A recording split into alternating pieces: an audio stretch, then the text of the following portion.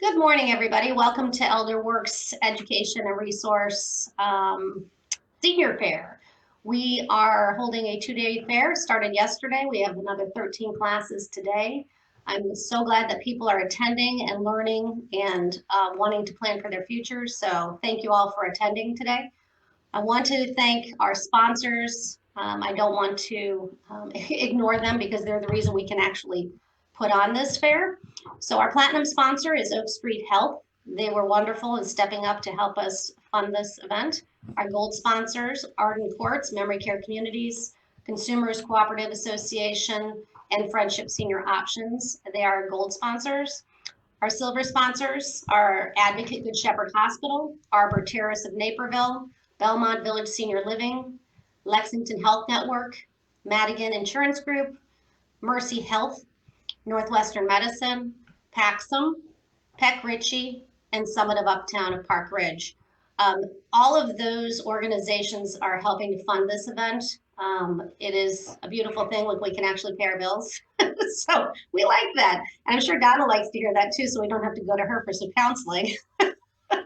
And then, of course, we have general sponsors. Now, the general sponsors are just as important as the rest of the sponsors. So I want you to make sure that you take note of those who sponsor these types of events because they actually do care about our older adults and they do care about helping you understand what you're going to look forward to as you age. So please, let them know you saw them on Elderworks Senior Fair. I also want to thank Shaw Media for helping us promote the event in their newspapers and online. They've been very helpful as well. So without taking up any more of your time, Donna, I'm going to introduce Donna Rasmussen. She's the financial literacy educator with the Consumer Credit Counseling Service of Northern Illinois. Donna is fabulous. She's really easy to work with. If you have questions, you should call her. But Donna has been with CCCS for about 9 months as a financial literacy educator and enjoys assisting our local community in accessing help with their money management needs. She is a veteran and has worked in McHenry County for many years in the not-for-profit arena. Please welcome Donna. Thank you. Hi, everyone. Thank you so much, Jennifer, for for putting on this fair. This is a wonderful way for all people in our community to get access and learn about the different options they have in our community for help and guidance. So I'm with Consumer Credit Counseling Service of Northern Illinois, and we are a not-for-profit. We've been in the community for about 42 years. So helping people manage their money and but learn how to budget and be financially independent. So the mission of our agency is to improve the quality of life in our community by doing exactly what we do, promoting financial responsibility through counseling, education, and money management services. So today I'm going to be talking about facing retirement challenges. So there are a lot of things to think about when we're talking about retirement. I'm thinking about doing that in about 7 years, but there's a lot of things that we maybe kind of don't really think about in the beginning that we find to be a problem or a concern as we move forward into retirement. So we're going to talk about some of those things. So financial health. So in addition to, as we age, making sure that our physical, mental, and emotional health is okay as we move forward, we really need to think about our financial health. And hopefully that started back many years ago when we started working. And a lot of us have had different challenges throughout our lives that may or may not have impacted the amount of money we can retire with. So we're gonna kind of talk about those. So financial health is just making sure that you have enough money to live comfortably, live safely, and fill all of the needs that you have, whether they be for healthcare or taking care of your home, making modifications in your home to age in place, just having enough money put aside for those things. So the downfalls that can impact us as we, if we are not taking care of that financial health, are things that will affect our other areas of health. So stress, not having money to do the things that we want to do or need to do can really impact our mental and emotional well-being. I know everybody has money concerns and worries and thinks about their money and checks their bank accounts, you know, and their savings and all the other accounts regularly, and that's great. We should all be doing that. But when you're losing sleep and not able to go about your daily routine without, you know, having these intrusive thoughts about whether you're going to have enough money to do the things that you need to do is not healthy. You can have difficulty working. It can be difficult to focus on work. It can be difficult to stay on task throughout your daily work day. Sometimes your financial health can make it difficult for you to find or keep a job. A lot of times when you're applying for work, employers look at your credit report for, you know, to check your payment history, and especially if you're looking for work in a bank or, you know, some other kind of financial arena. And then financial health can cause you to have poor health. You're not eating right. You're eating, you know, it's a lot cheaper to eat fast food than it is to eat, you know, quality, healthy food. So if you're not planning to your budget so that you have enough money to shop, you know, responsibly and thinking about your health, it can affect your health. So some of the things that we need to think about when we're starting to think about our retirement and how that's going to look is we need to figure out how much we're worth. How much are we worth? Our net worth is exactly what you have. So just like when you're talking about gross pay and net pay, your gross pay is everything you make, and your net pay is everything you have. So your net worth is the snapshot of your overall financial health. It's everything you have after you take out all of your liabilities, all the things you owe, right? So it is your most important financial asset. It's the thing that's going to help you move forward into retirement and to make it, or whatever retirement looks like for you, whether it's working part-time or just gardening and golfing with your friends and spending time with your grandkids. Your net worth is what's going to make all those things possible. So you need to think about an emergency fund. And a lot of people don't think about that. They think about all the bills that they know are coming up, and they even think about those periodic expenses that come up, not every month, but they're going to come up. Your car insurance, your car registration, Christmas and those kind of things, holiday spending, birthday spending, vacation spending. Everyone saves for vacation. I know I do, but not everybody saves for maybe a tree is going to fall in your garage and, you have a deductible that you have to pay on your insurance. A lot of people don't save for those things. So if you're saving for those things, that's part of your net worth. If you have student loan debt and you're nearing retirement, I am one of those people. I went to college when I was already old. So I do have some student loan debt that I'm paying off regularly. I don't have very much longer to pay on it, so that's great. But if you're planning on paying it off, and you do have it, your net worth is going to increase because you're not going to have that student loan debt. but it's also going to be a liability until then. So it's going to not show, it's going to show as a liability. So it decreases your net worth. Okay. So whenever we talk to people about budgeting and money management and figuring out how much they have, how much they owe, how much they're going to have in the near future, we tell everyone that you have to just be realistic and think about, look at it as, you know, you are where you are. Just be realistic. Worrying about it and stressing yourself out as you're doing this isn't going to change where you are. The change is going to come with the way you manage your finances going forward from this time on. So you need to focus on your bottom line, which is your net worth, right?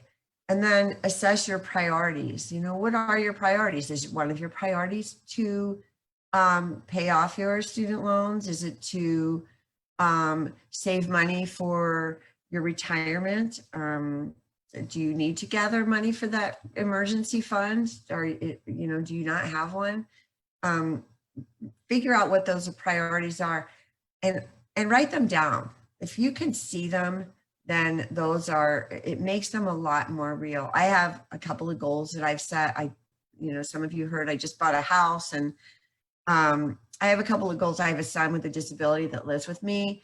And one of my goals is to, hopefully in a few years, he may be living on his own. So my goal is to help him get there. So, you know, one of my goals is save money monthly for Jake. And I always have a dollar amount that I want to save each month. And so then I have that dollar amount at the end of the year. So I write those down, and I have it posted on my refrigerator. Sometimes when I'm really wanting to focus on saving, I make it I put it on the screen of my phone. So whenever I turn on my phone, I see I need to save $300 this month for whatever. Makes it more real. It causes me to think before I open that Amazon app on my phone. So focus on those priorities is my point. So and then avoid denial. Don't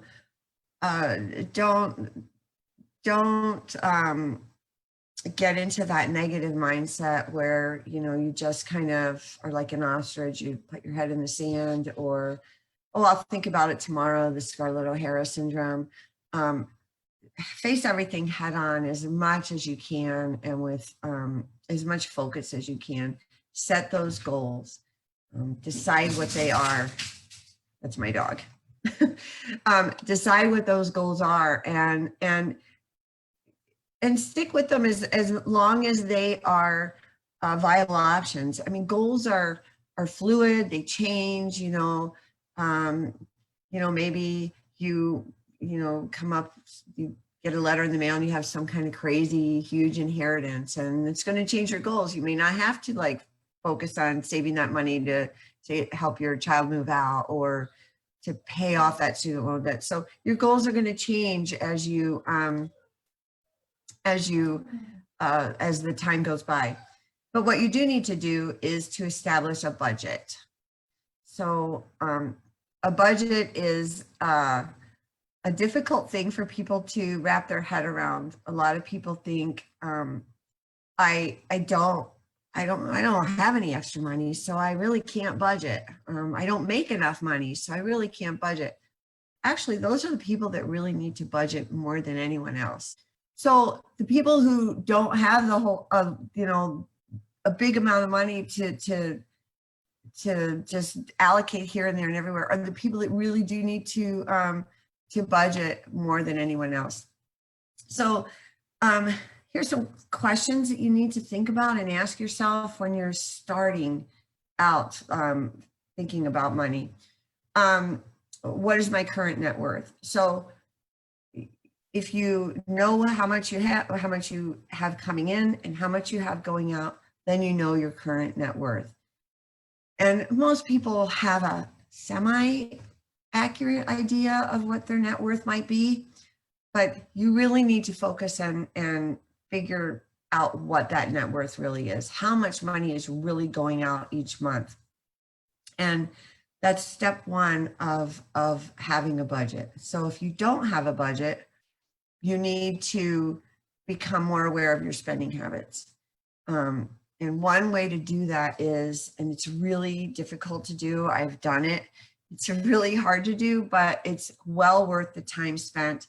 And that is to, however you do it, whether you do it with pencil and paper, you do it on your phone, on an app, on your computer, on an Excel spreadsheet, however you do it, become more aware of your spending habits. Write down everything you spend. If you have cash and you spend cash, write it down. If you're writing a check, write it down. If you are transferring money from one account to another and, you know, whatever, write it down, how much you spend, and do it for a whole month. And then you can figure out, first of all, what are my monthly things that I spend money on every single month that are necessities?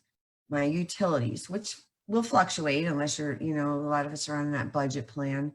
You know, it levels it out every month for your gas and electric.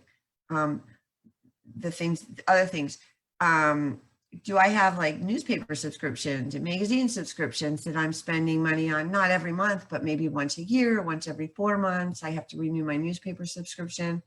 Those are things that you need to think about too, because that is also outgoing money and that should be included in your plan for budgeting.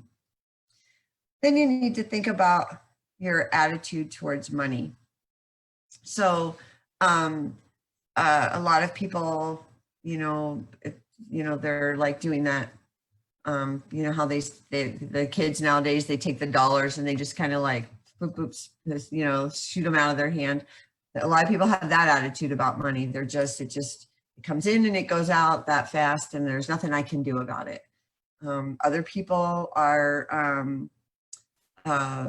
we call my brother-in-law a miser, because he wants all the money, he gathers it up and he saves it and he counts it, and he's very, very focused on his money and his retirement. His kids aren't really happy about it, and they're all in their late 20s and early 30s now.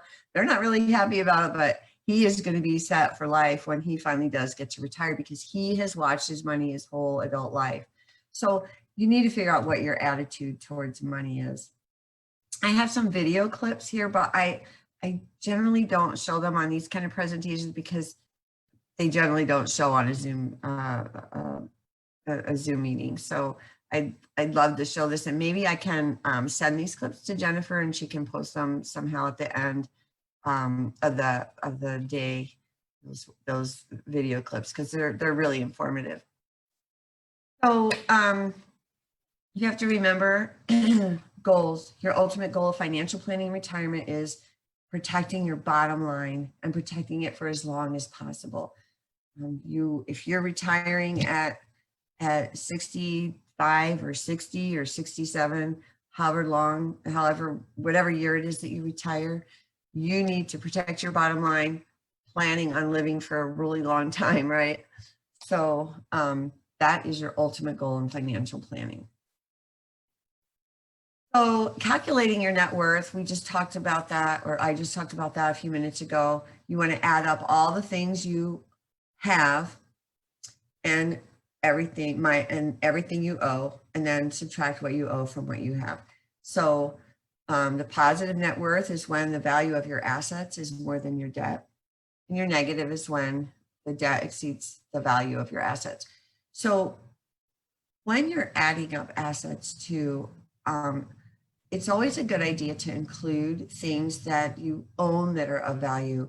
Your car, how much is your car worth? Do you have a car payment? Do you owe money on the car? Do you have any kind of a collection? People collect,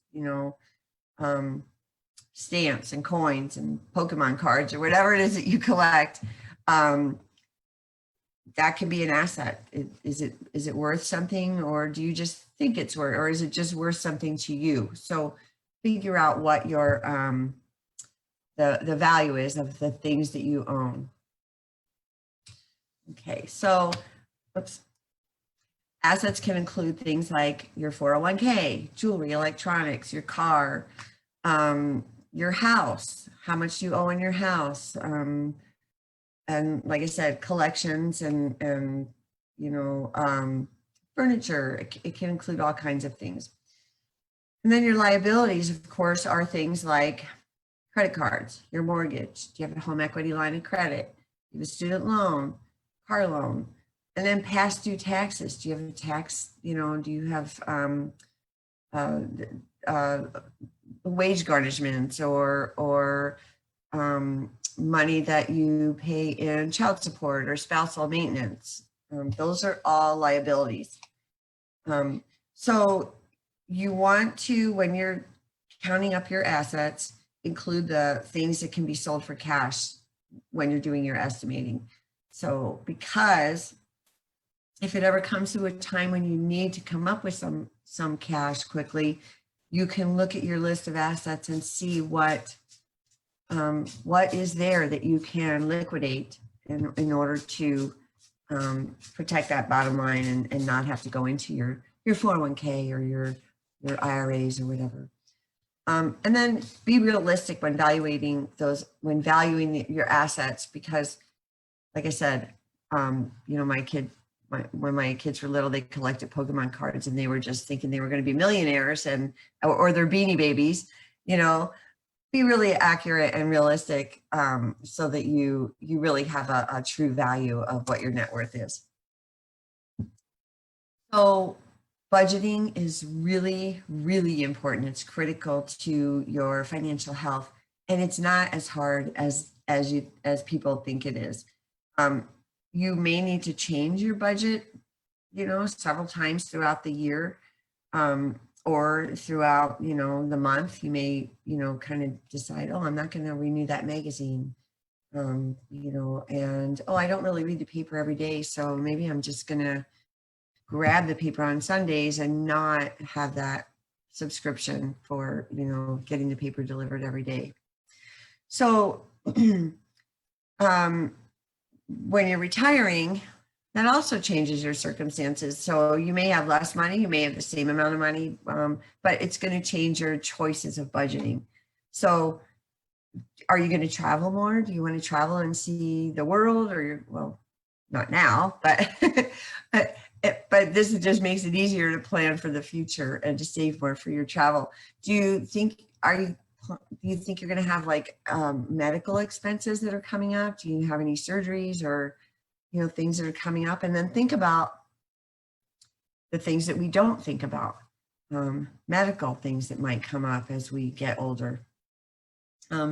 So your budget is always going to reflect your main priorities: paying off your debt, your savings, saving for the emergency fund, which is separate from regular savings, and then intermittent costs, your car registration, subscriptions to magazines, your car insurance. And if you own your home and you don't have a mortgage, then you're going to be saving for taxes that come due every June and September. And if you find, once you're doing all this, you've got your budget, you figured out how much you have, how much you owe, and it's not really lining up the way you thought it would or the way you'd like it to, then you need to think about increasing your income or decreasing your expenses, or both. So how does that happen? So like I just said, we can cancel subscriptions. We can change the way we shop, where we shop. We can, do all of our shopping at one time instead of every day going to a different place and using gas in our car. You can, now they have, the public transportation isn't all that great here in McHenry County, but as we get older, we're eligible for that senior services bus or the senior transportation in your township. So you could use those options to getting around in town. And then increasing your income. You can sell some of your assets. You can take a part-time job. There are a lot of different ways you can increase your income and decrease expenses if you sit down and think about it and really focus and look at your budget. So opportunity cost is something that it seems like it might be hard to understand, but I think when my children were small, I think I was teaching them about opportunity cost before I even knew what opportunity cost was. So my kids would get a birthday check or money, and they would immediately want to go to what my daughter used to call Toys R Us. So they would want to go to Toys R Us and spend their birthday money.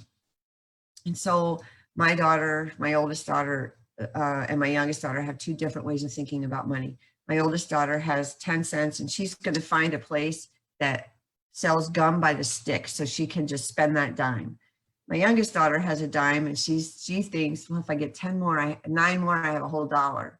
So, so their saving and their money, their attitudes towards money are completely opposite. And then my son has autism, so he's just, he's kind of in line with my younger one. He wants to save his money, and if you borrow money from him, he is not going to let you forget to pay it back. So, but my older daughter had to learn the hard way about opportunity cost many, many times when she was young.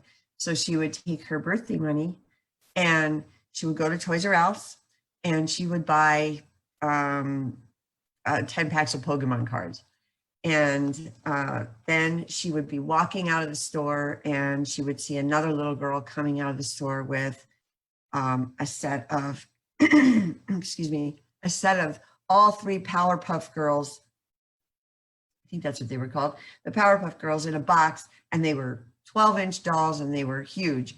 And then she decided, oh, I really want those, but now I can't have them because I bought 10 packs of Pokemon cards. So I don't have the money to buy these Powerpuff Girls. So that is opportunity cost. So buying one thing makes it impossible or difficult for you to spend that money somewhere else, to buy something else. So because I bought this, I can't have this. So in making choices, in spending money, you have to think about the opportunity cost. And by spending money on excuse me, by spending money on something you want, you may not be able to buy something you need later. So deciding between your wants and needs is another way of looking at how to budget your money. Excuse me. So you have to keep your focus on protecting that net worth. And by thinking about the opportunity cost is one way of making those hard choices a little easier when you think, oh, I can't buy this because I might need that. I'm so sorry. Talking.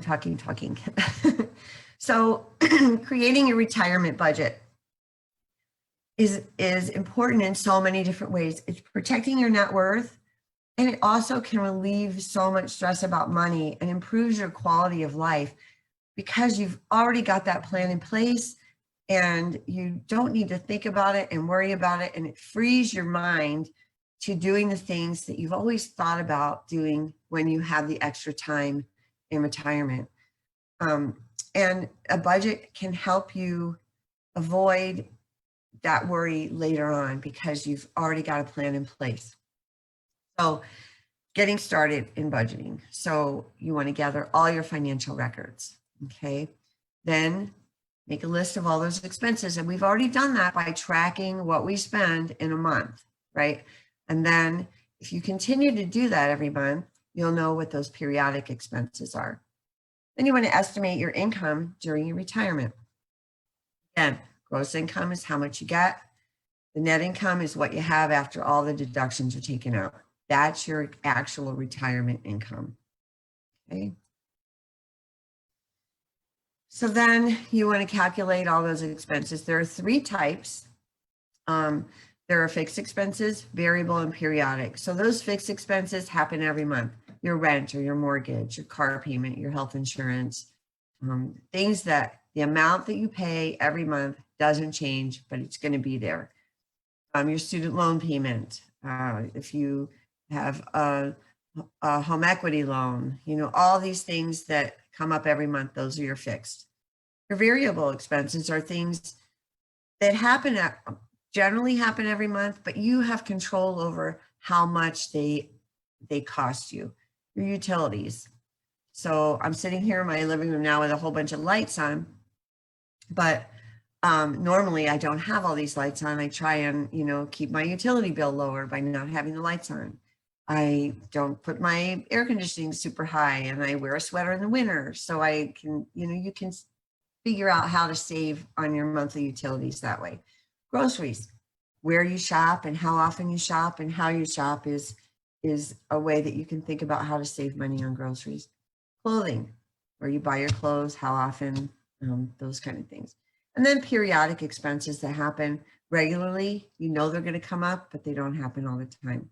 Tuition, car maintenance, car registration, those type of things.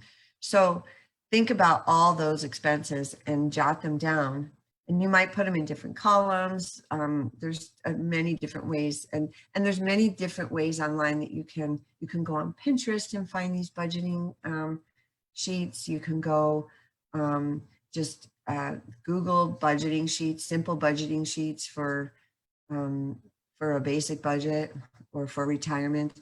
And we also, at our agency, we have budgeting workbooks that we can provide as well.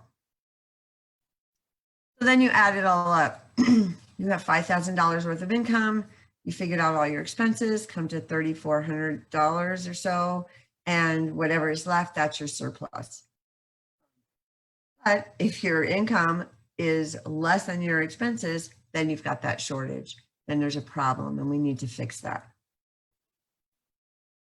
So when you're thinking about a budget, if you're having these kind of concerns and you need some help to do it, or you'd like some help doing it, our agency has certified credit counselors available all the time to help with creating a budget and managing your money. Typically, an appointment at a for-profit money management company would cost you about $150. And we are grant funded. We have a grant now that pays for these budgeting sessions with our clients, so they are of no cost to you.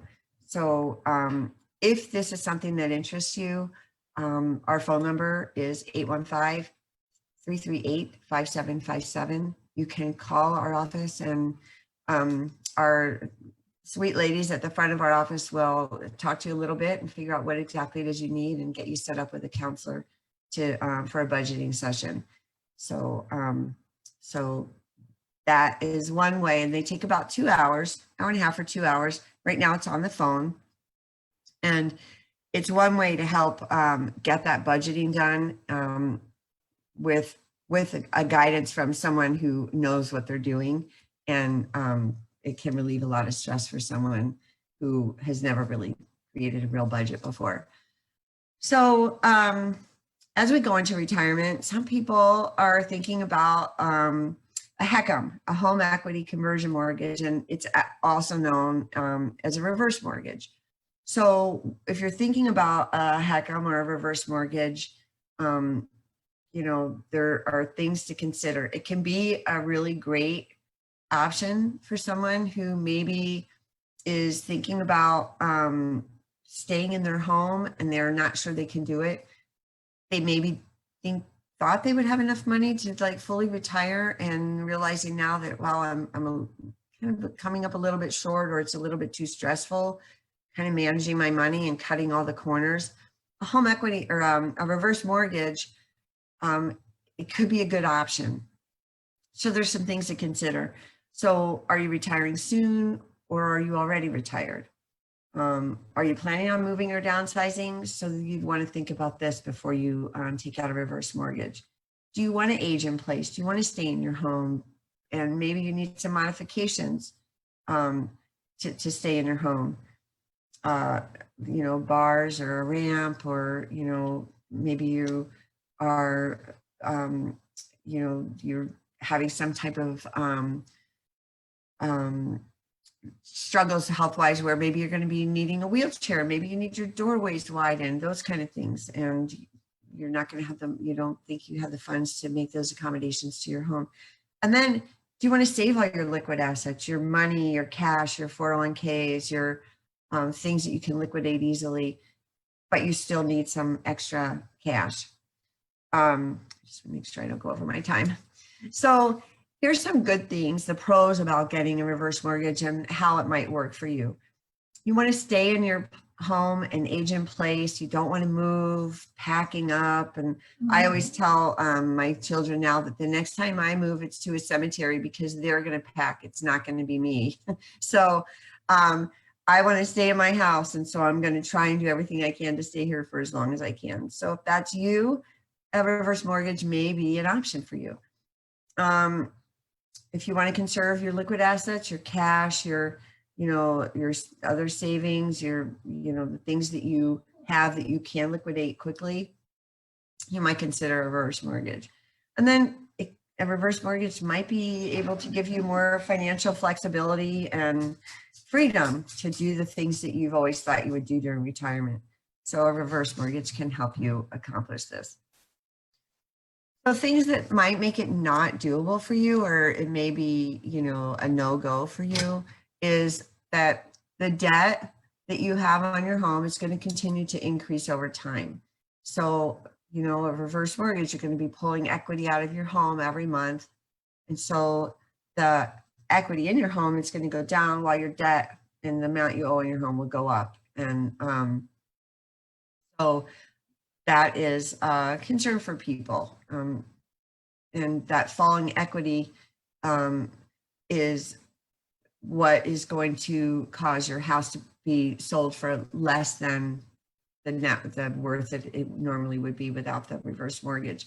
So if you are planning to stay in your home and you take out a reverse mortgage and you're taking out some of that equity every month, and then for whatever reason you sell your home, it's going to be worth less than it was initially. So, and there are upfront fees for a HECM loan that can be costly. Loan is going to have upfront fees that range in the thousands of dollars. So these fees are put into they're financed into the loan. So they're not out of pocket fees for you, but they are there. So you need to think about those as well. So navigating your retirement budget effectively can, if you're a number person, and it can be easy for some people, but other people, it may be a little bit overwhelming, and you may need some guidance. So it depends on how complicated the situation is. Do you have a lot of debt, a lot of income coming from all over, which would be a problem that we'd all like to have, but do you have all of these other issues going on? Are you paying for maybe some adult children that you're helping out and those kind of things? So that can make you maybe it be a little complicated for you. So then you have to think, am I going to deal with this now? Am I going to deal with it head on, or am I just going to put it aside like Scarlett O'Hara and wait until tomorrow? And then find out that you have what we say too much month at the end of your money. So that's what we're here for. We are here to help people. We are not, we don't take money to do a lot of the things that we do. We're grant funded. So a lot of our things are of no cost for you because they're already paid for through a grant. We're certified HUD housing agency for counseling. All of our counselors are certified credit counselors and certified HUD housing counselors. We're affiliated with the National Federation for Credit Counseling. That's where our credit counselors are. We're all certified through them. We're also court approved for bankruptcy counseling and education.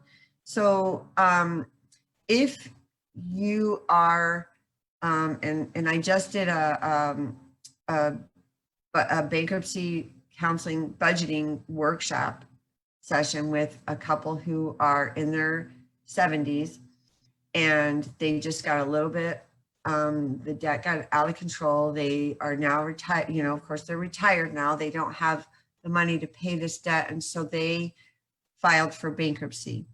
So they are court mandated to take a pre-filing budgeting session with an agency, a certified credit counseling agency. And we are certified to do these pre-filing workshops for people. We do charge $50 for it because it is a mandated, so it's mandated by the court. So there's a fee for that. We also do post or pre-discharge counseling sessions. So these discharge sessions are also court mandated. So there's a $50 fee for that too. But we can also, before you file, when we do that pre-filing, our counselors go through and discuss all of your options so that maybe there is some way you can avoid bankruptcy. We have a debt management program that that our agency does in place of that Chapter 13 bankruptcy, which is where the court takes all of your debt, your credit card debt, and whatever liens you have, put it all together, and then you pay it off over 3 to 5 years. But then you have that bankruptcy judgment on your credit report. We help do that debt management program too. Our counselors negotiate with the lenders and creditors for a lower interest rate. Maybe your monthly payment is lower. And then we help you gather all that information. You make a one time per month payment to our agency. Our trust account person disperses all of the funds to the creditors. And in 3 to 5 years, your debt is paid off, and you don't have a bankruptcy charge on your credit report for 10 years. And your credit score is gradually increasing over that time, so that by the time it's over, you have no debt and you have a good credit score. So that's one of the things that our agency can help do instead of a post-discharge bankruptcy counseling session. So we do credit repair counseling and basic budgeting. We help with housing counseling. We do a first-time homebuyers class. We do counseling for foreclosure prevention and reverse mortgage counseling. So if you're thinking about any of these things, if you're thinking that you might be going into foreclosure, give us a call. Our counselors will talk to you for free, no cost to you, about your options for preventing foreclosure. And, we can help you, give you all the information so that you can make the decision on whether or not a reverse mortgage is the thing for you. Again, we do the bankruptcy counselings, and we do budgeting classes, home ownership classes, and all these workshops and seminars, just like the one I'm doing today. I am the person who does these workshops.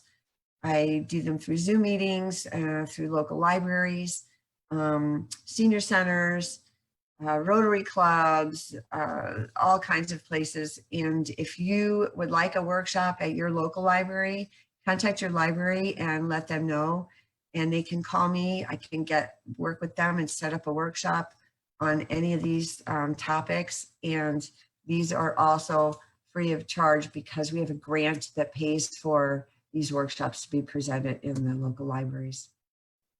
So again, our phone number is 815-338-5757. And if you wanted to email us, you can email us at info@illinoiscccs.org or call us. And we're located in Woodstock. We're by the big water park, by the big water tower.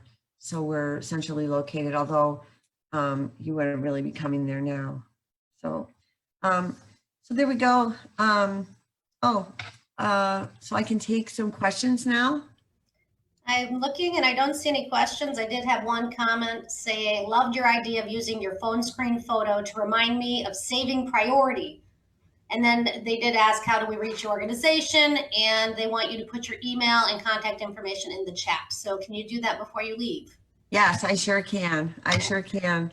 Yeah, I do, for a while I've done a wants and needs worksheet with some of my clients, and so it's just a piece of paper that has the a list of it's what did I buy, and like so if you bought a 12 pack of Diet Coke, you would put that in there. How much did it cost, and did I want or need it? And people uh, really get excited about doing this at my workshops, and I do workshops biweekly at certain residential facilities and for people in recovery. And so one time I said, well, if you guys will do it, I'll do it also, because I've done it so many times with my children, especially when they were younger. And so they all agreed we would all do it for 1 week. So I would do a workshop in Chicago, and I left there and I was starving, and it was going to be an hour and a half before I get home. I have a workshop down in Rogers Park. So I left there and I pulled into the McDonald's drive-through, and I placed my order, and then I paid for it. And I'm like, snap, I have to put this on my wants and needs list.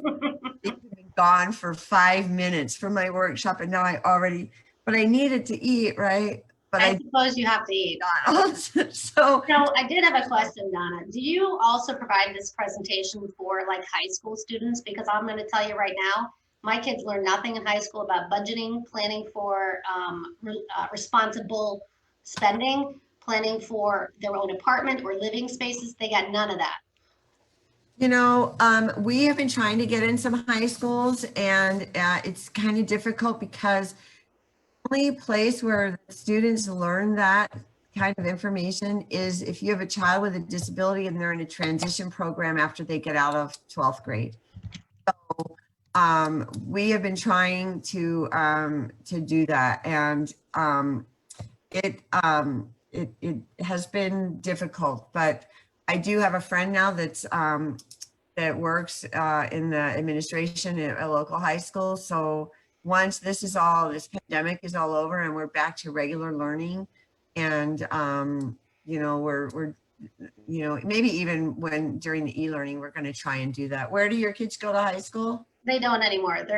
My son just graduated NIU, and my daughter is a vet tech, and both of them have no clue about the cost of living because mom and dad took care of everything forever. And my daughter did try to live on her own, but it is very difficult when you're limited on income and you have to pay for rent and food and phone. You understand. So she never did all that. That's funny. Our lives are like intersecting here. My son, who has autism, is graduating from NIU in December with a bachelor's in science in English writing and minor in technical writing. And then my daughter is taking classes to be a vet tech as well. Hilarious. Well, it is a very stressful job being a vet tech. And then she has the spending issue. So it's a quagmire. But I'm going to share your video with them, and hopefully they'll learn something, because I never really could teach them these things. I know my budget, and it's different than a young person's budget. That is for sure. We did have one comment, just so you're aware, from Kathy Kenny, who's really sweet, by the way. She said she loved this podcast. Thank you. Oh, thanks. Yeah, I love doing these workshops because I think every time, no matter how many times I've done them, there is always someone who takes away something new that that they didn't know about. And we did also have an ask. The ask is, are there worksheets already created to help organize for a budget? We do have worksheet there. You can get them online. If you just Google budgeting worksheets, you can find them. We do have some that I can send out to someone if they wanted to, provide a mailing address, or if you call our agency and make an appointment with a counselor, you can get those worksheets also. So I have some really good ones. There people, some people like all the numbers and just have rows and rows of numbers. Right. People like to have a more like aesthetically pleasing kind of a budget like I do. We have a blue one that has kind of some tips on each page. And all right, well, thank you so much, Donna. We're going to go ahead and get your information in the chat box. We're going to go ahead and get ready for our next speaker, who is Jim Whittington from Extended Home Living Services, also known as EHLS. And he is talking about common solutions to improve your home access. He is very smart. So hopefully we get a lot of attendees today so they can learn a little bit more about staying safe at home. So thanks, Donna. You have a great day. Thank you so much. I'm entering the information right now in the chat, and have a great rest of your day. And thank you so much for having us. Of course. Thank you. Bye-bye. Bye.